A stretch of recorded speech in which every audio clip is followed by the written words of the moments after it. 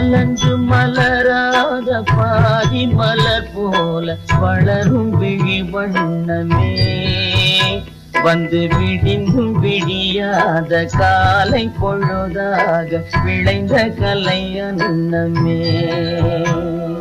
நதியில் விளையாடி பொடியின் தலை சீவி நடந்த இளந்தென்றலே, வளர் பொதிகை மலை தோன்றி மதுரை நகர் கண்டு பொலிந்த தமிழ் மன்றமே.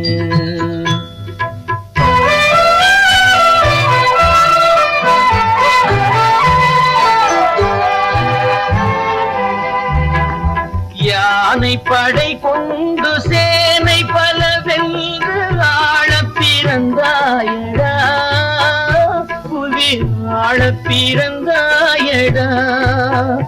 அத்தை மகளை